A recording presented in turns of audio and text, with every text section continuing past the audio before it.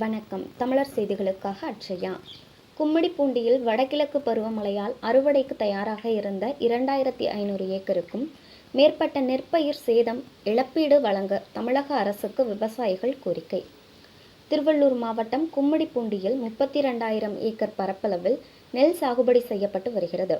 நிவர் மற்றும் புரவி புயலால் பல ஆயிரக்கணக்கான ஏக்கர் விளைநிலங்கள் சேதமடைந்த நிலையில் தற்போது பெய்த வடகிழக்கு பருவமழையின் காரணமாக கும்மிடிப்பூண்டி மற்றும் சுற்றுவட்டார பகுதிகளான குறுக்குவெட்டு, சேரி, கவரப்பேட்டை, பூவலம்பேடு, சுண்ணாம்புக்குளம் போன்ற பல்வேறு பகுதிகளில் அறுவடைக்கு தயாராக இருந்த சுமார் 2000 ஏக்கர் நெல் பயிரும் விதைப்பு செய்து 10 நாட்களே ஆன மணிலா பயிர் சுமார் 1000 ஏக்கருக்கும் சேதமானதால் ஏக்கருக்கு சுமார் 25,000 முதல் 30,000 வரை இழப்பீடு ஏற்பட்டுள்ளதால் விவசாயிகளின் வாழ்வாதாரம் கேள்விக்குறியாக மாறியுள்ளது. தமிழக அரசு உரிய இழப்பீடு வழங்காவிட்டால் உயிரை மாய்த்து கொள்வதை தவிர வேறு வழி இல்லை என விவசாயிகள் தரப்பு தெரிவித்துள்ளது.